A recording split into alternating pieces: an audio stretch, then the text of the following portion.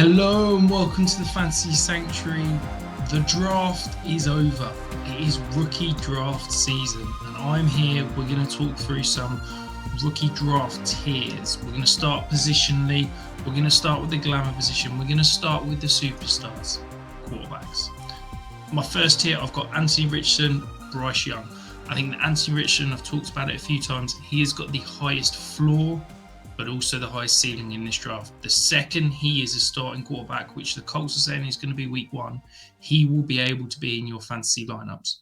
Bryce Young went 101 overall. Yes, the concerns about the size, but I think this is an elite prospect. I think these two could potentially be stalwarts of your superflex teams for years to come. There's a little tiny gap down to 3, which is CJ Stroud. I could easily have put him in my tier 1, but I do genuinely think that there is a bit of a gap.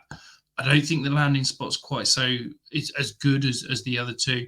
I also have some concerns about his processing ability. We've seen him, the S2 tests have been overhyped and talked about till probably too much. But I do think that I saw on tape a lack of ability to go from 1 to 2 to 3, and he kind of latched onto that number one target a little bit too much.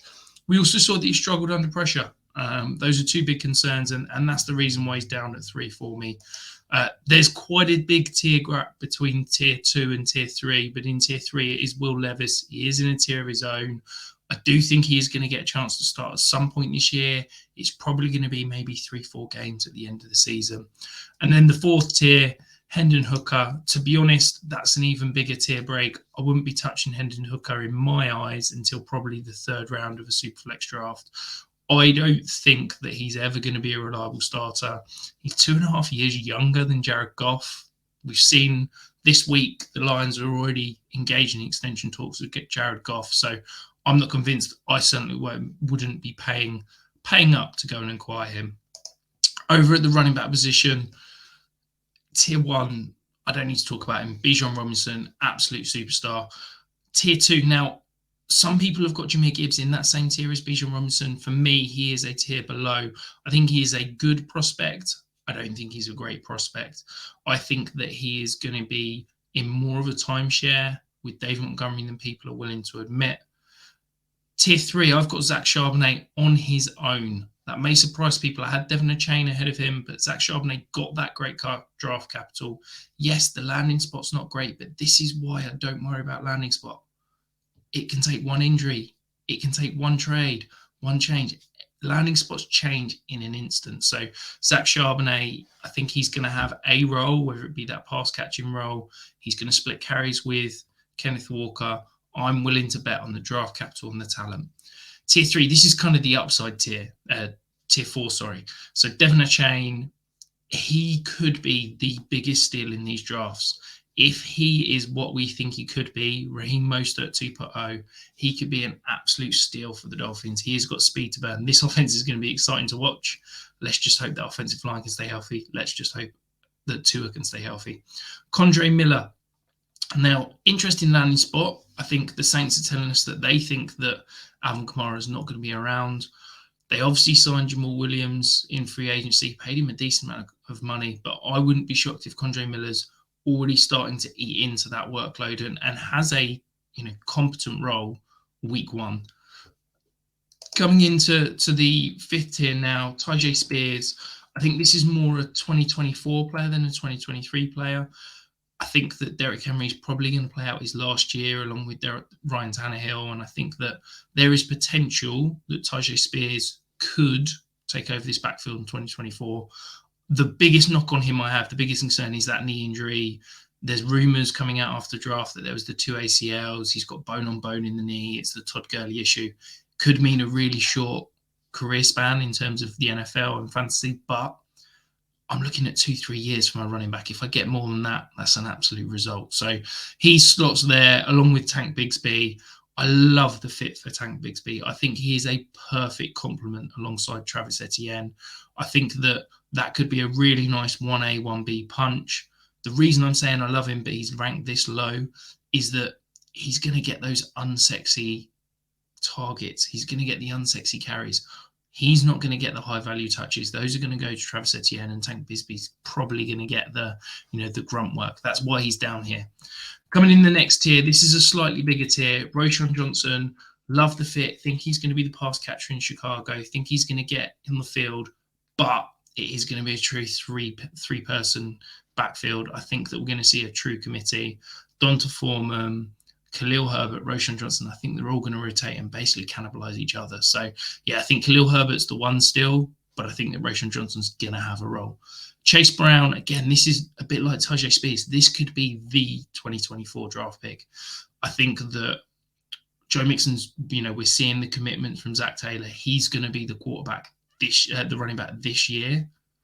But I don't think he's going to be on the Bengals next year. We're going to have to see the Bengals start to get cheaper. They're not going to be able to pay for the luxury positions of running back and things like that. They've got Joe Burrow coming up. They've got Jamar Chase coming up. They've got T. Higgins they're going to pay. They need to get cheaper. Chase Brown could be that cheap option. He popped massively in my analytical model, and I'm really excited about what he could be if he takes over this backfield next year. And then coming in the last, my running back 10 in that final tier, Israel Abenikandia. He is fast. He's got a lot to like. Yes, it's a concern because he's going to be sharing a backfield with Breece Hall. I think this probably shows that the Jets are saying, Breece Hall's not going to be quite up to speed. Bam Knight, as much as I loved him, team started to work him out. He showed for a few games, then started to wear down. I think Michael Carter's days as a competent, relevant fantasy player are done. But I think Israel Abanikanda is going to have a role week one whilst they start to ease Breece Hall back in. So could have a sneaky sell window after kind of week 2, week 3. Once he's flashed, then you can look to kind of potentially profit off that. Before we dive across the wide receiver positions, if you're here and you haven't hit a thumbs up, do me a solid, hit that thumbs up. Also, whilst you're there, drop across, give us a like, give us a subscribe, and make sure you're going to keep an eye on the content that's going to be flowing over the coming days. So at wide receiver, it is a clear top 2 for me. Jordan Anderson, Jackson Smith-Njigba. You could interchange these two, whichever you fancy. I had Jordan Anderson as my one pre-draft. That has stayed. They had essentially the same draft capital. I think Jordan Anderson's landing spot's a bit better than Jackson Smith-Njigba in the short term, but also probably in the long term moving forward. Then there's a little break between tier 2. I could quite possibly have squeezed these two into tier 1, but I think there is a distinction between Zay Flowers and Quentin Johnson. I'm really excited about both of these. I'm not the biggest Quentin Johnson fan, if I'm being honest. I think that there's some concerns around his hands, about his ability to run routes, but he's going to get in an offense where they're just going to get the ball in his hands and he's going to allow to make plays after the catch like he did at TCU. Zay Flowers is a movable piece in that offense. I think you're going to see Rashad Bateman, Odell Beckham, Zay Flowers all move around, and I think that this offense isn't going to be like the Baltimore offense of old. They are going to pass the ball. Todd Monken's going to make sure that happens, and they're going to be throwing the ball all over the field and letting Lamar cook. Tier 3, this is a big gap. There is the Elite 4, and then there is a big gap down to this third tier. Now, might surprise a few people. Heading up this third tier for me is Jaden Reed. Wasn't massively in on him pre-draft. He showed in the analytical model. I thought he was solid on tape, but I was expecting him to kind of get day 3 draft capital. So it wasn't really a player that I was high on. But you give him day 2 draft capital. You give him that great landing spot of Green Bay where there is no true number 1 wide receiver. Yes, Christian Watson flashed last year, but I think he's more of a gadget player. I don't think he's going to be a target hog. Jaden Reed could be the leader in targets on that Green Bay offense this year as a rookie. So really excited about him as a prospect, really excited about him in terms of that landing spot. Then Rashee Rice, Marvin Mims. Rashee Rice, he's a different type of receiver to what they've got in Kansas City. He's a bigger bodied. I can't get the landing spot people that don't boost guys like this. We saw Sky Moore land in Kansas City and suddenly it's the greatest landing spot and he gets a massive boom in value. Rashee Rice gets the same landing spot, probably even better because there's no McCole Harbin, there's no Juju Smith-Schuster and nobody boosts him up. I'm really excited to see what he can do and I think he's going to be a every down player as a rookie. And then Marvin Mims, we saw what Sean Payton could do with those smaller deep threats for fantasy in New Orleans. I loved Marvin Mims as a prospect. He gets that great landing spot. Yes, there's a lot of mouths to feed. We've got Cortland Sutton, we've got Tim Patrick, we've got Jerry Jeudy, but they're throwing more resources at the position. I think one of those guys is going to get traded. Maybe it's Tim Patrick now after they've picked up the Jerry Jeudy 5th-year option, but I think that there is a lot to be excited about Marvin Mims. Josh Downs heads up to the next tier.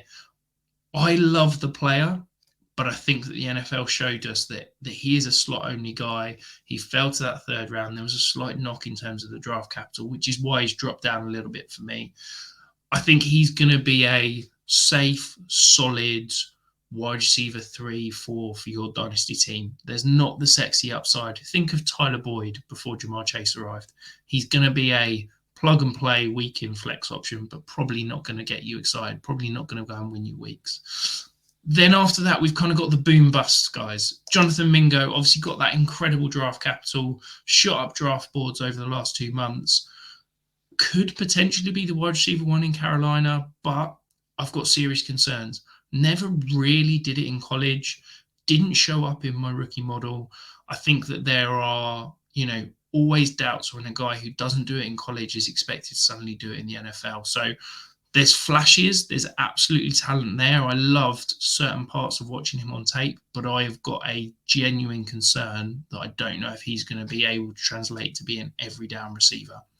And then Tank Dell, he's the biggest steal for me in drafts at the moment. Yes, there is obvious risk with the height, the size, but he is going in the 300s in startup ADP on Sleeper at the moment. In rookie drafts, you can probably get him in the 3rd round, maybe even in the 4th round. He is an absolute steal. Yes, there is absolutely that concern that he could never really produce, never really carve out that true role, but you've got to bet on the talent. He's the best pure route runner in this draft. Houston spent day 2 draft capital on them. There's plenty of targets to go around in that offense. He's the kind of guy that can get open for fun, and I'm really excited, and I'm happy to take a punt on the potential upside at this point in the draft because it's not really cost you anything, so let's shoot for the upside. And then rounding out is the last tier. We've got Jalen Hyatt and Cedric Tillman. Both kind of fell slightly. There was hope that they might get into the back end of the 1st round, but solid draft capital, solid analytical profiles, could both pop, but they fall down here slightly for me. We're going to dive across to the final position, tight end. There's a tier at the top. I know we talked about in the pre-draft process, this is a fantastic draft class. Michael Mayer I talked up, I hyped up, but Dalton Kincaid got that 1st round draft capital. He's going to be used as the big slot in Buffalo, and I think he's going to have a real role. So he's got to be the tight end 1. There's a tier break down to Michael Mayer and Sam Laporta. Incredible landing spot and draft capital for Laporta, obviously landing in Detroit. Michael Mayer, could he be the Darren Waller replacement? Obviously, they'd hoped Foster Moreau would step in, but he's had to step away from football. And I think that that's a really interesting 2nd tier. And if I'm in rookie drafts, I'm probably not reaching for the first tight end taken. I'm probably trading back. And if I want to get a tight end, I'm happy taking the 3rd of those top 3 because I think they're all great prospects. They're all over 90th percentile in my model. And I think that any one of those guys could be a plug and play tight end for your Dynasty team as soon as next year. The next tier for me, this is probably a little bit contentious because he wasn't even the first tight end drafted on his team. It's Tucker Kraft. I think we see this time and time again where there's probably more cases of teams taking 2 tight ends in a draft and the second one doing better than the first one. We saw it in Mike Andrews and Hayden Hurst. We saw it last year with Baltimore with Isaiah Likely and Charlie Kolar. So don't just buy into the draft capital. Tucker Kraft was a better analytical prospect. I think he's got more on tape. He produced more in college. So that's why I've got him ahead. Luke Musgrave heads up that final tier. The ceiling for Luke Musgrave is probably tight end 1 overall and definitely tight end 1 overall in this class. His ceiling is absolutely mind-blowing. He is an athletic freak. He is a great runner. He's got some great hands. But there are serious injury concerns. He never really did it in college. That's why he doesn't show in the analytical model. So that is why I've got to have him in tier 4 here, along with Brenton Strange, who is that safe, unsexy, the guy you're not going to enjoy drafting, the guy you're probably not even going to have to draft because he's going undrafted in a lot of leagues. But he could show up. He could be this year's Daniel Bellinger. He could be this year's Chigakonkwo. So, yeah, if you can sneak Brenton Strange as a UDFA after your draft, maybe even a third, fourth, fifth round pick, I think that's a decent pick to go and grab. So before we dive across the Superflex overall ranks, make sure you give us that like, make sure you give us that subscribe. There's going to be plenty more content coming. And after all, as Tom would say, best ball season is here. So, Superflex Titan Premium. I've talked through the position ranks. Let's throw them all together.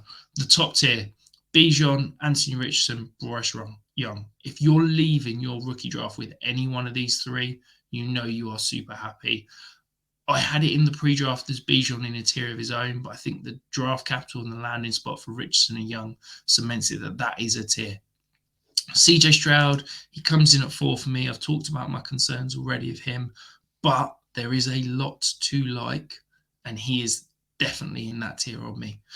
The third tier, these guys are basically interchangeable. If you are desperate for a running back, I could absolutely see taking Jahmyr Gibbs at 5. But my favourite move is, if I'm picking at 5, trade back to 6, trade back to 7, knowing I'm getting one of those 3 guys, but also I can get an additional asset on top.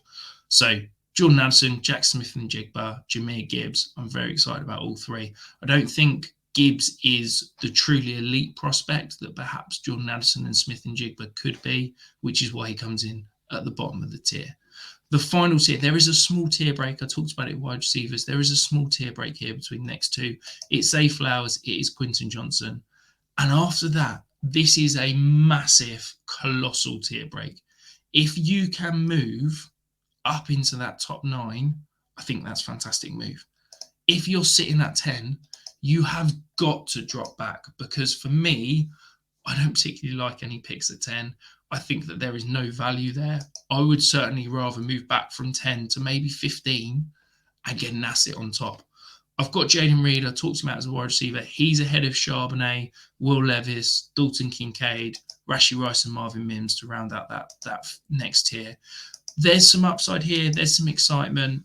But as I said, I'm happy trading back. If somebody wants to jump up and grab the tight end in Kincaid, the running back in Charbonnet, I know there's guys that I would rather get an additional asset and take the value at the back end of this tier. There's then a small tier break to the next tier. We've got Michael Mayer, Devon Achane, Josh Downs, Jonathan Mingo, Sam Laporta, Tam Cadell, Condre Miller, Jalen Hyatt, and Cedric Tillman. That is a fairly big tier. Again, if you're picking 17, 18, 19, that sort of middle to end of the second round, and you're thinking, oh, maybe I can move back a few picks and still get value, that's what I'm looking to do.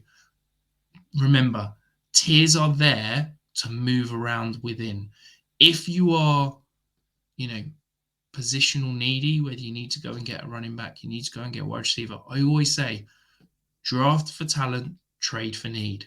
But the tiers are there to show that they're pretty much interchangeable within tiers. If you're sitting there at 17, you're loaded at running back, you need a wide receiver. I'm fine with you taking Josh Downs and Jonathan Mingo over Achane, because they're in the same tier, and that's what we're looking for. So is there anyone you disagree with? Is there anyone in that top 24 that you think I've got ranked too high, too low? Let us know in the comments below, and let us know who you would rank in the top 24. We'll see you again soon, and we'll be back with more Dynasty content.